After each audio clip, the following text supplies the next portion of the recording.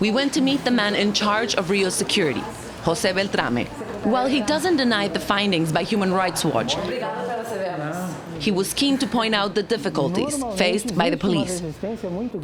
There have been human rights activists that have complained of extrajudicial killings. They've said that forensic reports don't match the police accounts. O que ocorre é que, historicamente, essas ONGs, elas fazem uma crítica que tem um fundo ideológico e que o discurso é sempre o mesmo. E não gostam de ouvir e não gostam de tentar, ao menos, entender a realidade do Rio de Janeiro. Nós temos territórios que são dominados por essas pessoas, onde essa dominação é imposta pelo fuzil. In the communities that we've been and we've gone to, there are also cases of people who have told us that the police killed their sons or daughters who were children, basically. What do you say about these cases, for example? Eu tenho sérias dúvidas com relação a isso.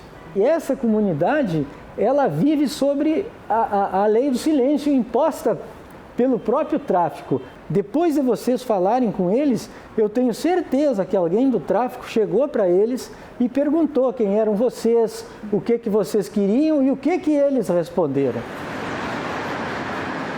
Sitting high above the city is Dona Marta, Rio de Janeiro's blueprint for the future of the city's favelas. It's also the softer face of policing that Rio wants to project to the world. And the shiny, PR-friendly smile on that face, Captain Priscila Oliveira. She's giving us a tour. So in order for Captain Oliveira and all the other community police to be here today and be able to freely walk, it's important to keep in mind, she's telling me that the special forces had to come here 2 months prior to their arrival to clean up the place, she said. 9 drug dealers were killed and some other were detained, and the place is now safe, she says. This is supposed to be community policing. But despite the smiles, the guns are still there. And Big Brother is watching your every move. Like many of the favelas in Rio that are earmarked for this treatment, Dona Marta is prime real estate. It's in a central location with a sea view. Property prices in and around the community have soared.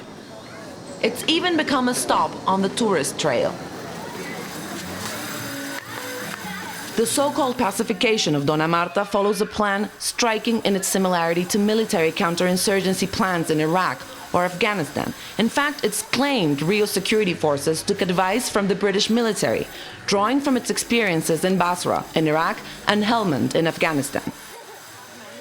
The doctrine here: go in with overwhelming force, kill the resistance, occupy, and then win the hearts and minds, with projects like free wireless internet and karate lessons for children. Yeah! But there's another side to the Dona Marta project. It comes in the form of a wall. Em outros países, realmente o muro ele simbolizava a divisão, a separação. Mas não é o caso aqui da nossa comunidade. Esse muro foi somente para preservar uma área de preservação ambiental.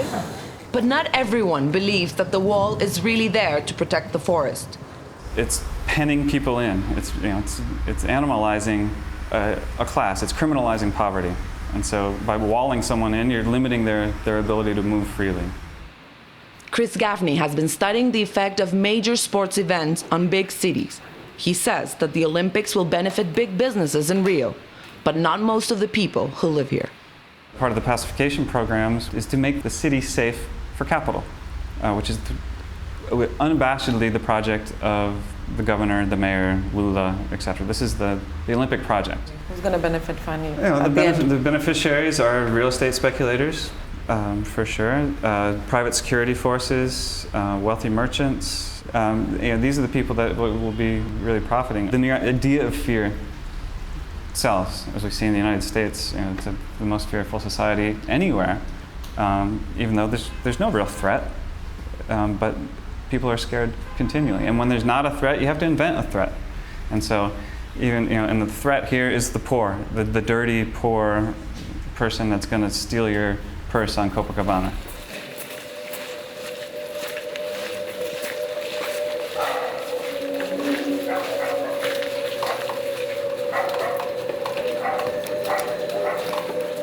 Back in Cantagalo, Bope have invited us to join them on a night patrol.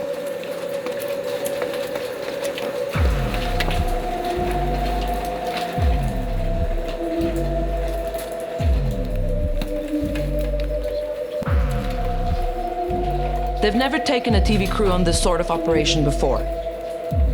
It's 2 weeks before Christmas, and they're keen to show us that they're gaining control of the favela.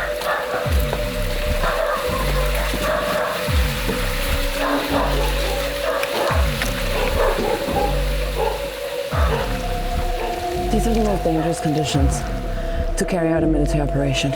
And obviously the special forces have told us that it's extremely dangerous because it is at night when they get attacked the most. Patrols like this will undoubtedly become more commonplace in the coming years. An astonishing $500 million has been earmarked for security for the Olympics. A huge portion is expected to go towards these sorts of operations. There is no gunfire tonight. The traffickers are either hiding or have fled. But this is just one favela in a city where over 1 million live in slums. It's thought that around 2/3 are controlled, at least in part, by drug traffickers. Tomorrow, we're hoping to meet some of them.